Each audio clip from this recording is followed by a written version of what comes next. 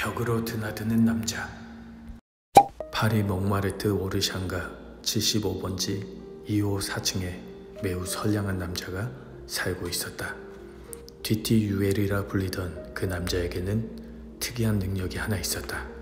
마치 열린 문으로 드나들듯이 아무런 장애를 느끼지 않고 벽을 뚫고 나가는 능력이 바로 그것이었다. 그는 코안경을 끼고 짤막한 검은 턱수염을 기르고 있었다. 등기청의 하급 직원이었던 그는 겨울이면 버스를 타고 통근했고 날씨가 좋은 계절에는 중산모를 쓴 차림으로 걸어서 출퇴근을 했다. 뒤티 유엘이 자기에게 특별한 능력이 있음을 깨달은 것은 43살 무렵이었다. 어느 날 밤 그가 자신의 독신자 아파트 현관에 있을 때 갑자기 전기가 나갔고 벽을 더듬던 그는 전기가 다시 돌아왔을 때 자기가 4층의 층계참에 나와 있음을 알아차렸다.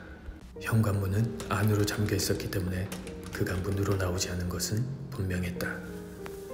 곰곰이 생각하던 그는 다시 한번 이성의 끈을 부여잡고 벽을 통과해 보았다. 너무 쉽게 집 안으로 들어간 자신을 발견하고 그는 거듭직한 생각이 들었다. 토요일 오전 근무가 끝난 뒤 동네 병원을 찾아간 그는 자기 증상을 설명했고 의사는 그의 말이 사실임을 확신하고 진찰을 해본 뒤에 병의 원인이 갑상선 협부상피의 나선형 경화에 있음을 알아냈다.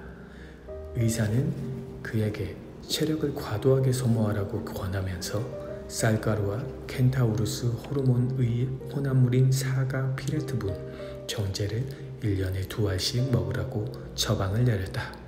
뒤티 유엘은 처음 하나를 먹고 나서 나머지 약은 서랍에 넣어둔 채 까맣게 잊고 말았다. 또한 그의 고문은 과로를 일체 용납하지 않는 관행의 규제를 받고 있었고 그의 여가 활동 또한 신문 읽기와 우표 수집의 고작이라서 체력을 과도하게 소모시키는 일 따윈 없었다. 그러다 보니 1년이 지난 뒤에도 벽을 통과하는 능력은 온전히 간직되었다. 평소 그는 모험에 별로 관심이 없고 상상력의 충동에도 잘 이끌리지 않는 사람이라 무심코 부주의를 범하는 경우가 아니면 그 능력을 사용한 적이 없었다. 하지만 아무 탈 없이 늙어갔을지도 모를 그의 평범한 일상에 어떤 특별한 사건이 벌어진다. 뒤티 유엘의 평화로운 삶에 회오리 바람이 몰아닥친 것은 그의 상관인 무론 과장이 다른 부서로 옮기고 그 자리에 레키예라는 사람이 오면서부터였다. 말수가 적고 짧고 빳빳한 콧수염을 기른 이 신임 과장은 부임 첫날부터 뒤티 유엘이 가느다란 사슬 달린 코안경을 쓰고 검은 턱수염을 기른 것에 맞듣지 않은 눈길을 보냈다. 심지어 성가시고 추저분한 태물로 취급하기까지 했다. 그보다 더 심각한 일은 신임 과장이 뒤티 유엘의 평온한 삶을 여지없이 뒤흔들 개혁을 도모하고 있었다는 일이다. 뒤티 유엘은 20년 전부터 공적인 편지를 쓸 때면 다음과 같은 상용문구로 시작하곤 했다. 금월 모일의 귀한과 관련하여 그리고 그 이전에 교환된 서신들을 참고하여 귀하에게 다음과 같은 사실을 알려드리고자 합니다. 하지만 레키의 가정은 이런 양식을 미국식 서간문에 더 가까운 딴 것으로 대체하고 싶어 했다. 귀하의 모일자 서신에 답하여 다음과 같은 사실을 알려드립니다. 하는 식으로 말이다. 뒤티 유엘은 전통적인 방식을 고집하면서 자신의 의지를 꺾지 않았고 레키의 가정은 뒤티 유엘의 복고적인 의지가 개혁의 성공을 저해하는 것에 역정이 나서 자기 사무실에 인접한 어두침침한 골방으로 그를 내쫓아버렸다. 그리고 문에는 이렇게 적혀 있었다. 허들의 물건 치워두는 곳. 뒤티 유엘은 이 모욕을 체념하는 심정으로 받아들였지만 집에 돌아와 신문의 사회면에서 사람이 죽거나 다친 참혹한 사건에 관한 기사를 읽을 때면 레키의 가장이 그 사건은 희생자라고 상상하는 자신에 대해 소스라치게 놀라곤 했다. 그러던 어느 날 과장이 그의 골방에 느닷없이 들어와 한 통의 편지를 흔들어대면서 고함을 치기 시작했다. 이런 걸레 같은 편지를 계속 쓰겠다 이거지? 그래, 어디 누가 이기나 해보자고. 우리 과에 망신을 주는 이런 형편없는 쓰레기를 계속 만들어 보라고. 뒤티유엘은 항변을 하고 싶었지만 과장은 쩌렁쩌렁한 목소리로 그에게 타성에 젖은 바퀴벌레라고 욕을 한 다음 손에 들고 있던 편지를 구겨 그의 얼굴에 던지고 나가버렸다. 뒤티유엘은 겸손하지만 자긍심이 강한 사람이었다.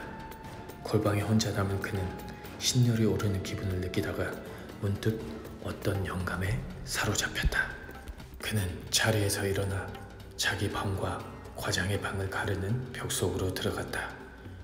온몸을 들이밀지 않고 머리만 건너편에 나타나도록 조심스럽게 들어갔다.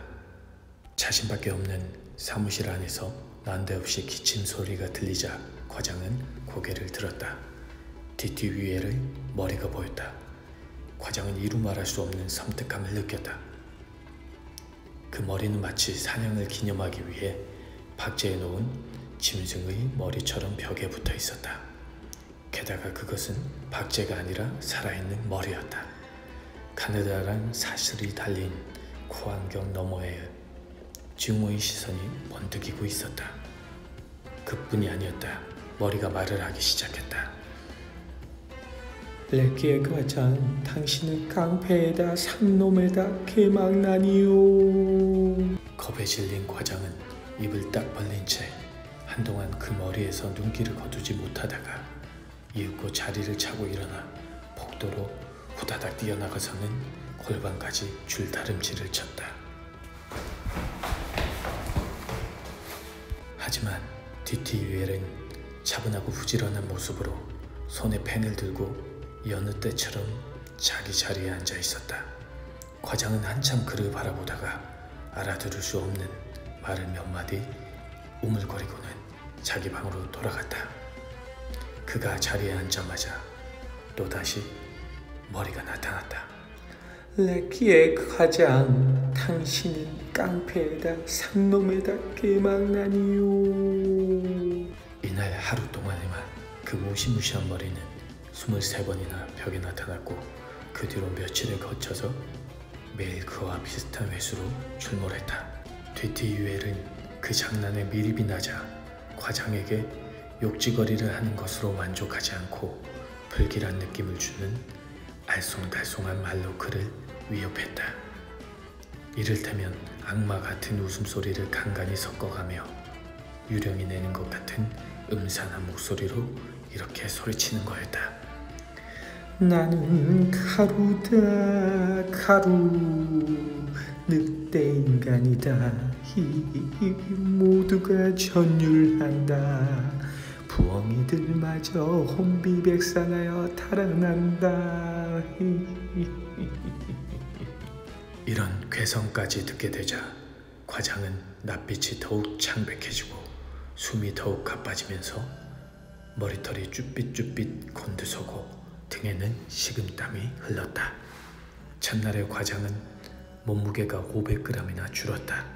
이어지는 한 주일 동안 그는 부쩍 야위기 시작했고 스프를 포크로 먹는다거나 경찰관들에게 군대식으로 인사를 하는 버릇까지 생겼다. 그러다가 두 번째 주가 시작되었을 때 구급차 한 대가 그의 집으로 와서 그를 정신병원으로 데려갔다. 이후 그의 안에서 벽돌을 뚫고 지나가고 싶은 걷잡을 수 없는 욕구가 용솟음쳤다. 뒤티유엘은 먼저 자기 능력을 도둑질에 사용해보기로 했다. 그가 처음으로 턴 은행은 세느강 우한의 상업지구에 있는 큰 은행이었다. 여러 금고 속으로 들어가 호주머니에 지폐를 가득 채운 후 은행을 빠져나오기 전에 빨간 분필로 가루가루라는 가명을 써놓고 아주 예쁜 사인까지 남겼다. 그 사인은 모든 신문에 그대로 실렸다. 일주일이 지나자 가루가루라는 이름은 세상을 온통 떠들썩하게 했다. 그 이후에 은행, 보석가게, 부잣집 등을 지도새도 모르게 털어 자기의 명성을 드높였다. 파리에서나 시골에서나 다소 몽상적인 여자라면 누구나 그 무시무시한 가루가루에게 몸과 마음을 주는 꿈을 꿀 정도였다. 그야말로 태도가 된 것이다. 보석 가게에서 유명한 다이아몬드를 도난당하고 시형 신용금고가 털리는 사건이 터지자 대중의 열광은 도를 넘어서기 시작했다. 그 바람에 내무부 장관이 사임해야 했고 M1 등기청장도 장관과 같은 배를 타는 신세가 되었다. 하지만 뒤티유엘은 일약 파리의 거부들 중에 하나가 되었음에도 여전히 등기청 직원으로 충실하게 근무하고 있었고 그 충실한 근무 태도 덕분에 근정 훈장 수훈자의 물망에 오르기까지 했다. 아침에 출근해 보면 간밤에 그가 한탕 멋지게 해낸 일을 두고 동료들이 이런저런 이야기를 하곤 했다. 동료들의 그런 논평을 듣는 것이 그에게는 큰 기쁨이었다. 그들의 평가는 이런 식이었다. 그 가루가루 정말 대단해. 그는 초인이고 천재야.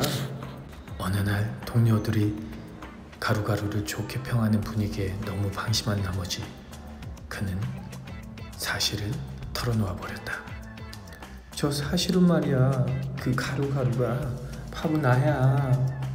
뒤티유엘의 고백에 와르르 터져버린 동료들의 웃음이 한동안 그치지 않았고 그는 다시 소극적인 삶으로 돌아갔다. 며칠 후 뒤티유엘은 파리 시내에 있는 한 보석 가게를 털다가 일부러 야간 순찰대에 붙잡힐 행동을 했다. 그 이유는 어이없게도 고백을 믿어주지 않은 동료들에게 자신이 가루가루인 것을 보여주기 위한 과시에서 비롯되었다.